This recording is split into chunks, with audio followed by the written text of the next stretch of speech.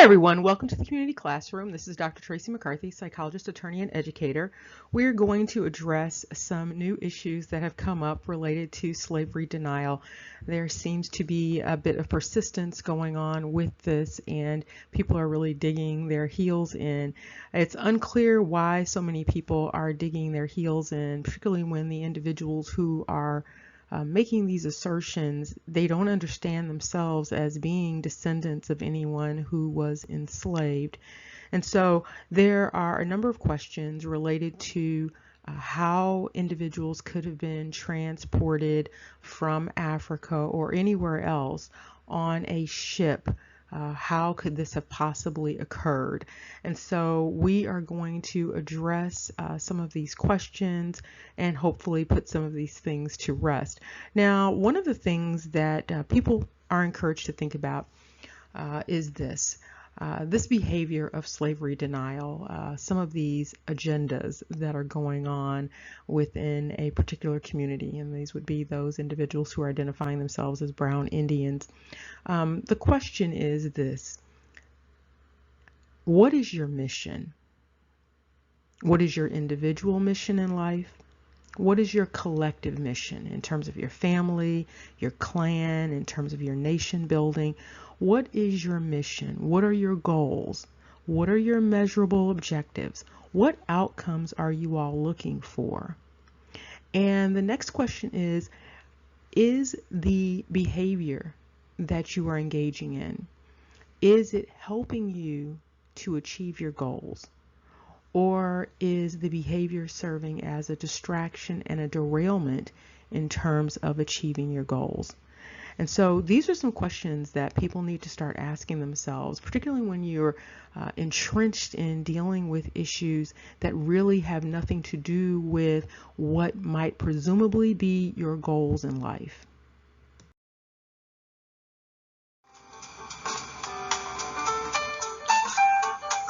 Individuals engaged in slavery denial engage in a process of asking rhetorical questions related to the transatlantic slave trade.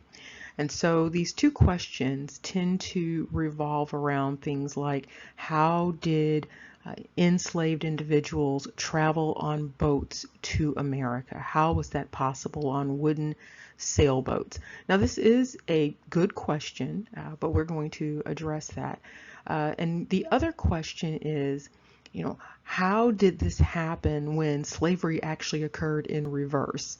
And so it's an interesting dynamic, because with one question, there is the assertion that slavery could not have taken place because it wasn't possible on these boats. However, the flip assertion with this slavery denial is this assertion that slavery actually took place in reverse. And so on one hand, there is the assertion that this slavery across the Atlantic was impossible on boats. And on the other hand, there is the argument that it actually did occur.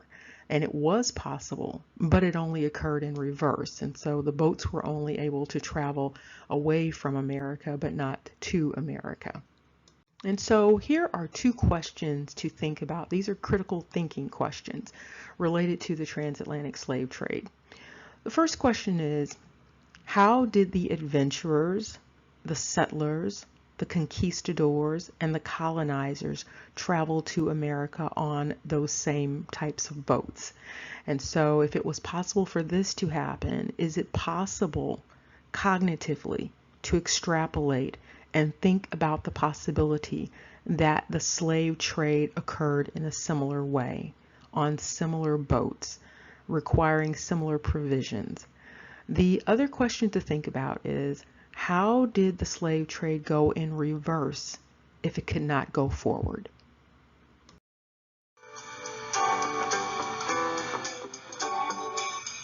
There have been questions about the ship provisioning in terms of having supplies for transporting individuals across the Atlantic.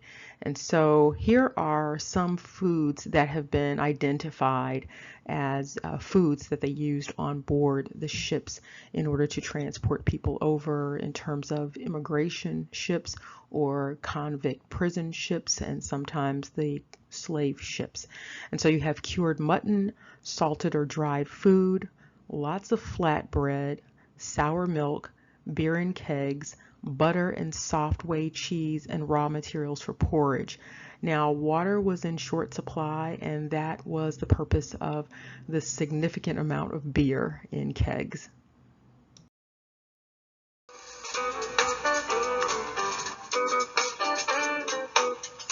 Now, individuals are asking, how was it possible for all of these enslaved individuals to make it to America? Now, we're only talking about approximately 300,000 in terms of mainland America, but we can again ask that same question related to individuals who were immigrating from Europe.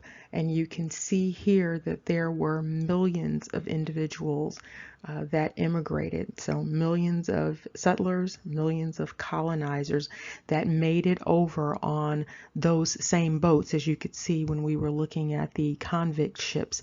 And so you have a number of individuals that are apparently able to make it, and a number of individuals actually did make it and survive.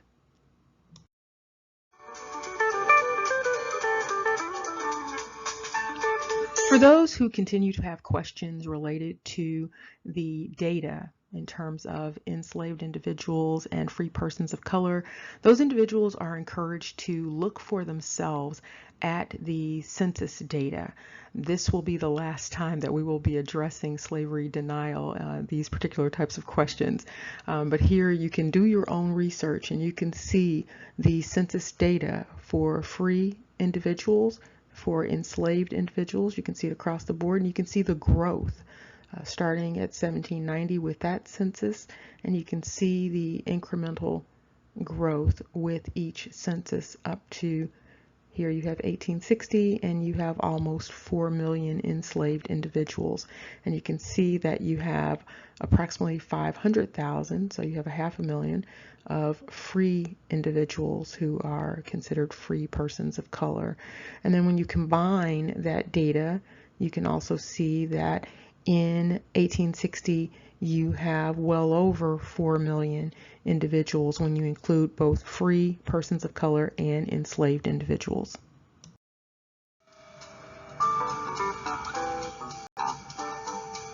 And here you have some population estimates that might also be helpful to look at.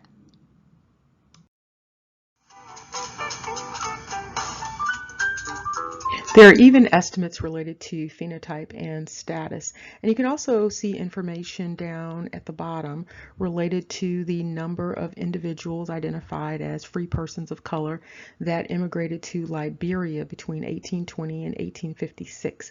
And it was stated at 9,502 persons. That's a significant number of individuals, but it's important information to have there. And so clearly 9,000 individuals were able to make it across the water on some sorts of boats.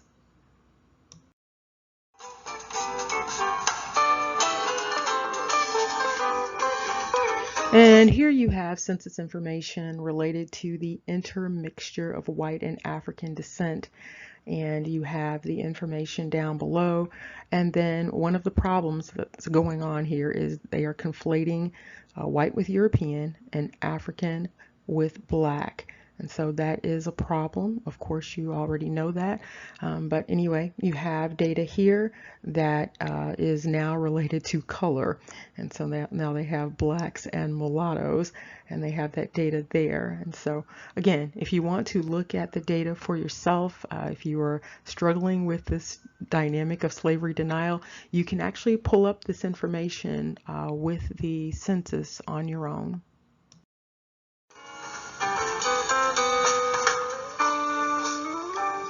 Now, of course, this is not the best way to classify people. However, you have, again, this category where they are looking at the total colored population of the United States, and they are identifying colored as both blacks and mulattoes.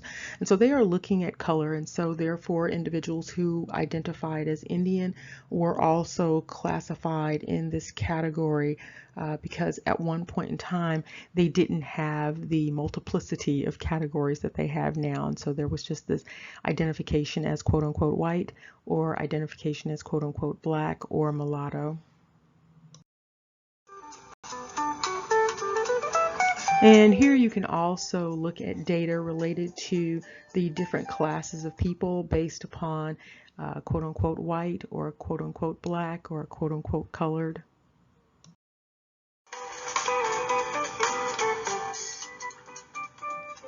Now, many individuals who are engaged in slavery denial and are pushing this type of propaganda, one of the things they are not talking about is this dynamic related to those treaties, and it has to do with this idea of blood quantum, which we've already talked about this dynamic before, that it's not really legitimate when you're talking about lineage because you always have that lineage no matter what. But when those individuals were actually going through the treaty process, they underwent a number of dynamics related to giving testimony to prove this Indian heritage, and I know this for a fact. So one of the things that people should be able to find is testimony related to their grandparents. And so the testimony will cover things like which parents did they get their Indian blood from. And so the federal government asked that very specifically. They ask, you can see some of the questions through which one of your parents do you derive your Choctaw blood. And then you can see there are specific questions related to the father and the mother.